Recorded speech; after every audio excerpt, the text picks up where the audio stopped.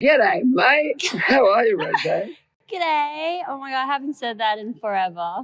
I'm so happy. You know what? When that. you said that, do you know what? I was talking to Kylie Minogue yesterday. She's a really great old friend of mine. And it was funny to hear her say, "G'day, mate," in an Australian accent. You sound very like Kylie. You both look beautiful. Oh, thank you. I must say, I think about Rosé, you look really stylish. I love the way you look. My gosh, thank you so much. Thanks for coming to talk to me. I really was thrilled. And, you know, I told you, I just finished making the film of Elvis. I literally finished the mix of the movie on the weekend. So I'm out and about talking. But I don't know if you know, about 20 years ago, I did an issue of Vogue as a guest editor. It was about what it's like to be Australian, but to play around the world. Now, whether that's fashion or film or music or even any other form of creativity, what do you think being Australian but being at home? You know, I feel like sometimes I feel a bit out of place because most of the people here in Korea, even if they speak English, they usually have come from the States or elsewhere, but Australia, it's not too common to this day, I feel like. So, yeah, I feel a bit unique and sometimes a bit out of place, but then I also am very grateful that I get to have that, you know, a bit of a difference. And so, in a way, you always feel a little bit like the outsider. And I think what that gives you is a quality of absorbing things around you. I think it's pretty accurate. Because like in Australia, I don't know, being also Korean, I never thought that, like, I loved music, but I never thought it was a dream that I could really, you know, grasp. Exactly. It wasn't like, you know, I just have to go and audition. I was not informed or educated in like any form of shape of how to get to my dreams. It was, you know, all by chance, but like you said, since that was the case, I was always looking out and looking at all these amazing things and absorbing everything, I think so.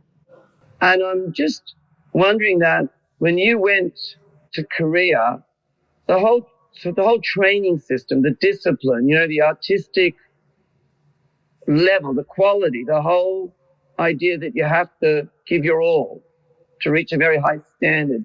Is that something that you went through? Like, what was that experience like for you? I thought I knew like what I was up for. They were like, you have to, as soon as you get there, you're gonna have to, you know, practice hard. Have you ever danced before? And like, I've never danced in my life except for like being silly in class with my friends. And they're like, you're gonna have Sounds like me. Yeah, you're gonna have to learn how to dance, sing, and everything. And so they're like, oh, you're gonna be really, really busy. So I was like, oh, of course, yeah, I can do it. Because back then I had been watching a lot of K-pop videos and Korean music back then also. So for me, it was just like, oh, it sounds like fun. I get there and I noticed that there are like 12 other girls who have been training day and night for about 5 years ahead of me. And I had just gotten there. I'm 16. I came from Australia. I just went to school thinking I'm just going to be a normal, art teacher at school or something. And so when I got there, I was like, okay, so this is quite intense. And it seems as if I don't catch up, I'm going to be cut and sent right back to Australia, where I've told all my friends that I'm dropping out of school and I'm going to, working on my music. But it's like drama school, but music school. I don't know. I just said I'm going, so I left, and I didn't want to fly back without having achieved anything.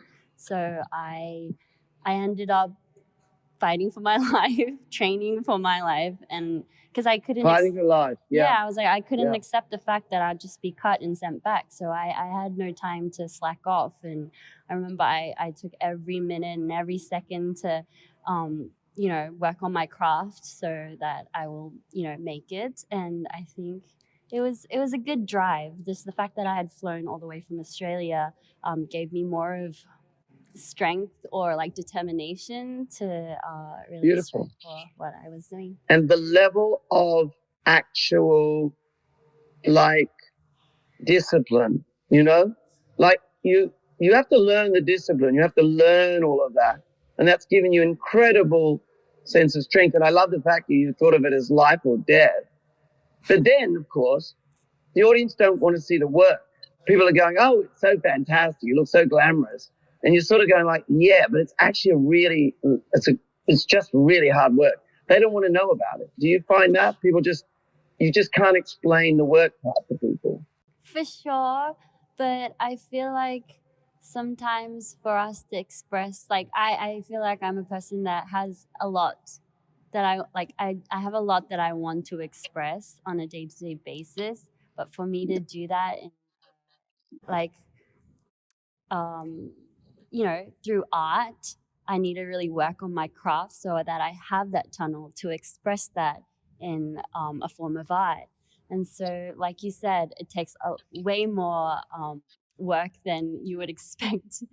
Now, I'm interested about that because I think there's a great comparison between Elvis as the first ever idol and the whole idea of idols in K-pop. I think it's quite a similar journey, you know? But out of interest, Rosé, what do you know about Elvis? Isn't he a good Halloween costume? I don't mind what you say, but I'm just interested in the truth. First time I listened to Elvis Presley was, so I grew up watching Disney movies. For sure.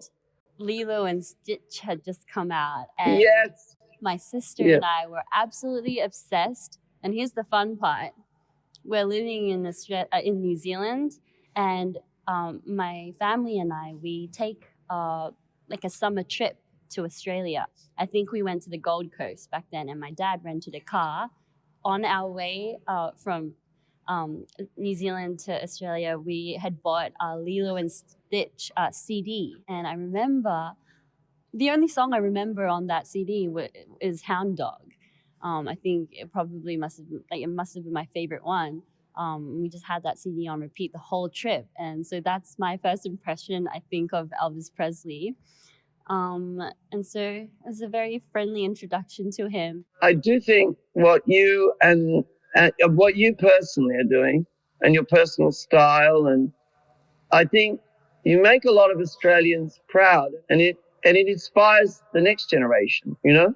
I just want to wish you just so much more goodwill. I hope we all get to work together at some point. Please give my best to the rest of the performers in Blackpink, because you guys are cutting a swathe through popular culture, and that's not easy to do. Wow. And if you see Teddy, give him my love. I think he's the coolest. Definitely will. Thank you so much. This was so much fun, Baz. But before we leave, can I just say one thing? I'm sure you have thousands of people who say this to you, but I must say, I think a big part of me dreaming of becoming whoever I'm, trying to be today is I absolutely loved Moulin Rouge, and I liked a bunch of other movies after that, and I noticed the reason why I liked those movies was because the protagonist looked like, reminded me so much of Nicole Kidman in Moulin Rouge, and I think that really inspired me to become a female artist that I am. And, I still dream to be that glamorous, fragile, but, such a beautiful, performer. And it's like really, I'm so honored to be able to do this with you today. Just wanted to say that. You know what, Rosé? I'm going to see Nicole, and I'm going to tell her that and I'll tell you what else, that she's inspired you and the next generation, because she cares so much about that. Oh, wow. But I'm also going to tell her that I tell you something for you. I think the other inspiration is that she's expanded. Like later on in her career, she starts making her own films, her own materials, And so she's a great inspiration for how always grow. Just always keep growing, never stop learning, Love that. I will tell you said that. It'll mean a lot to her, I can guarantee it. Thank you. All right. Why don't I walk up to the camera and do a fade out like this? Bye. Ciao.